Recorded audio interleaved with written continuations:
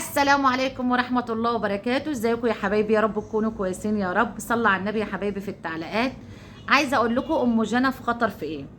شوفوا يا حبايبي، انا هقول لكم قصة جارتي عشان اعرفكم ويوصل صوت لام جنى اللي هي فعلا في خطر. القصة دي حقيقية ويا رب يوصل صوتي. ما تنسوش اللايك يا حبايبي عشان يوصل لها الفيديو ده ويعرف اللي هي فعلا في خطر. ام جنى هقول لكم ايه. طبعا يا حبايبي انا هقول لكم القصه كلها يعني من واقع الحياه زي ما بيقولوا. عايزه اقول لكم القصه ايه. طبعا انا شفت قنوات نقد كتير كتير كتير بيقولوا ام جنى ايه ده، ام جنى مش تعبانه، ده ام جنى بتمثل، ده ام جنى عايزه فيديوهات وخلاص. ام جنى طب بنتها قاعده تعمل ذره وبتشوي ذره هي وامها لا. في واحده امها تعبانه وبتشوي ذره، انت شفته في الفيديو طبعا وهي قاعده بنتها شوت ذره وعملت الاكل. لا ده تلاقيها مش تعبانه، هي البنت هتشوي ذره. طب نفسها بنتها في الذره خلاص عملته. واحده نفسها في الذره خلاص عملته يعني نفسها فيه. لا ده مش تعبانه، لا مش تعبانه، ده لا ده هي اللي بتمثل، لا ده هي اللي بتعمل كده. اقول لكم يا حبايبي فعلا هي تعبانه جدا جدا جدا. ام جنى فعلا صريحه وقالت انا هنصحكم لوجه الله، عمليه التكميم دي فاشله جدا جدا. وفعلا كلامها صح، وهي نصحتكم لله في الموضوع ده. عايزه اقول لكم يا حبايبي اللي هو جسمه مليان طبعا بيفرح اللي هو ايه.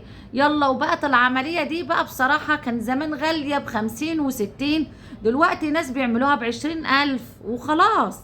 اقول لكم اللي العمليه دي فعلا فاشله. ليه؟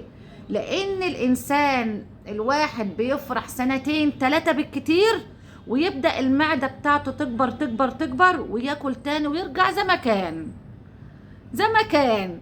وبالذات بقى لو كان بيحب الحلويات اعرفوا ان العملية فاشلة خلاص، 100% فاشلة. لان اصلا ما المفروض ما ياكلش حلويات خالص، لكن بتبقى انا اسمع اللي هي فعلا بيشتاق للحلويات جدا جدا، بياكل حلويات، ترجع بعد 2 3 بالكتير يرجع الجسم زي ما هو، يبقى كأنك ما عملتش حاجة. يعمل ايه يا حبايبي؟ يعمل زي ام جنى بقى، حول تحويل ومسار. طب تحويل مسار بقى بعد ما هي ولدت والكلام ده. وازاي دكتور بعد ما هي ولدت يا عيني ولسه فاتحه بطنها يعمل لها تحويل مسار؟ هو عايز بقى شهره، لو ما كانش هياخد فلوس منها شهره على الفاضي، يعني شهره وخلاص وهي كده فاتحه بطنها لسه. جت يا حبايبي تحويل المسار ده مصيبه، مصيبه اللي يعملها مصيبه. لانها من واقع اللي انا شفته من واحده جارتي جنبي، الاقي يا حبايبي عملت تحويل المسار. بعد ما عملت تحويل المسار طبعا الجسم نزل خالص، نزل خالص. طب ما نزل خالص زي ام جنى كده كان في جسمها كده زي ما انتوا شايفين. ام جنى ممكن ام جنى تنزل ايه لغايه 50 كيلو او 60 كيلو، هتلاقيها نزلت فعلا 50 وهتلاقوها كده عصايه عصايه كده. بس المشكلة بقى ايه؟ اللي صحتها هتتدمر وتقولوا ام رنا قالت. لان بعد ما هي جسمها ينزل كده طبعا الترهلات ده هتبقى اللحم نازل، لازم تعمل عملية تجميلات عشان اللحم ده كله هينزل. ام جنى لسه ما نزلتش في الوزن اللي هو 50 و60 لسه. بعدها هتلاقي اللحم نزل، عايزة بقى ايه؟ تعمل تجميلات والكلام ده وتقص اللحم والكلام ده وتخش بقى في عمليات تجميل والكلام ده. بعد ما تخش في الموضوع ده يحصل ايه يا حبايبي تاني؟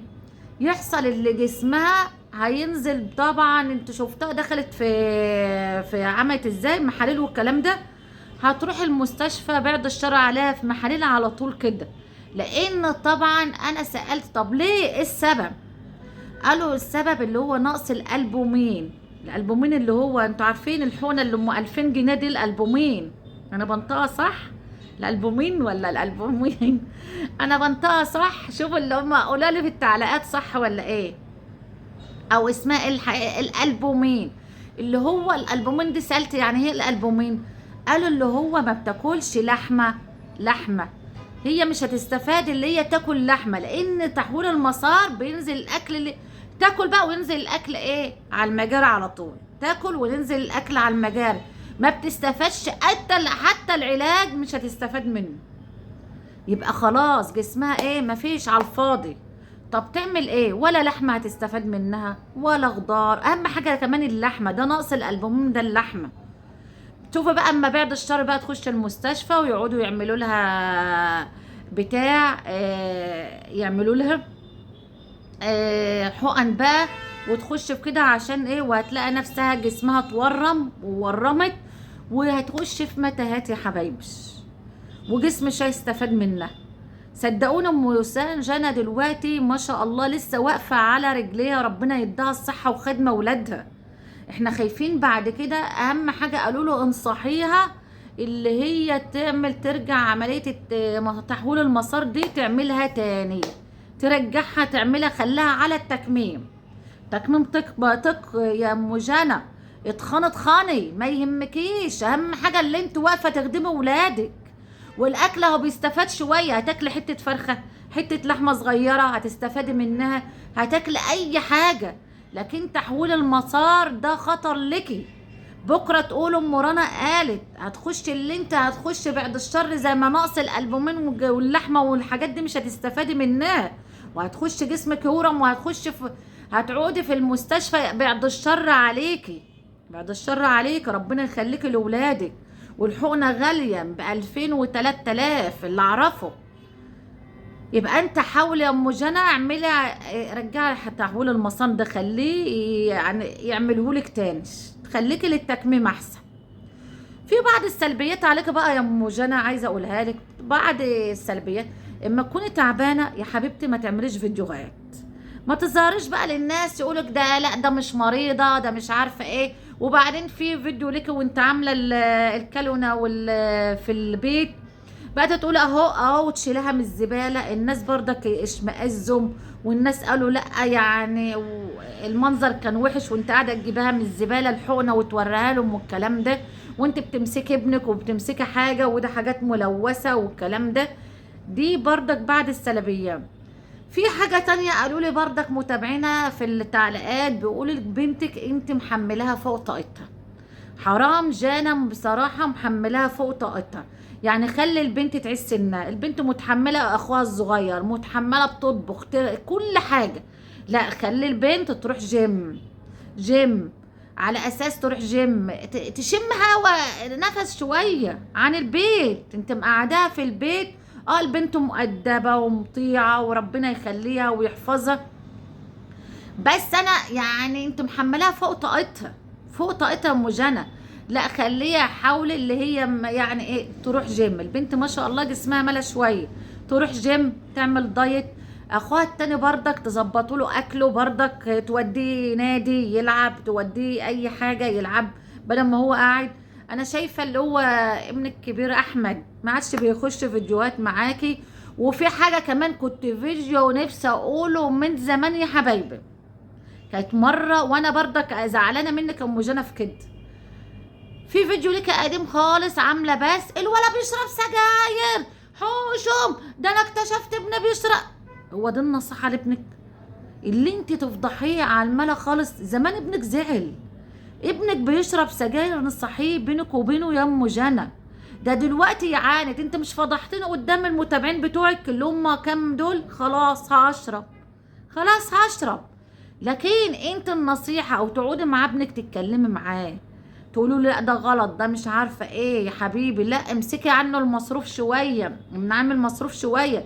يمكن انت اما لقيتك اديتيله ولا حاجه ولقى الفلوس معاه بدا يشرب سجاير. انا زعلت اللي انت فضحت ابنك على العلن، زي ما فضحتيه اول ما بدات القناه، ده بيعاكس ابني، ده ماشي مع واحده، لا مازن بيعاكس، ده ماشي واحده بتحب لا الكلام مش كل حاجة بتتقال في القناة او كل حاجة بتقول في القناة، ما تقوليش كده. وعايزة ام جنى اما تكوني بالله عليكي انصحي ابنك بينك وبينه، انصحي ابنك وما تدوش زي ما انا قلت. دي اللي زعلني منك في البث، اللي انت فضحت ابنك علن وهيعاند معاكي، انصحيه بينك وبينه. صح يا متابعين؟ قولوا لي رايكم في التعليقات. وعايزه اقول لك يا ام جنى اما تكوني تعبانه ما تصوري زي اللي بيصوروا السونار. طب احنا رايحين عند الدكتور بتاع الحمل اللي بتصوروا يا جماعه، كمان في السونار بتصوروا. لا ده ركب كالونه، لا لا يا حبايبي، مش كل حاجه تصوير.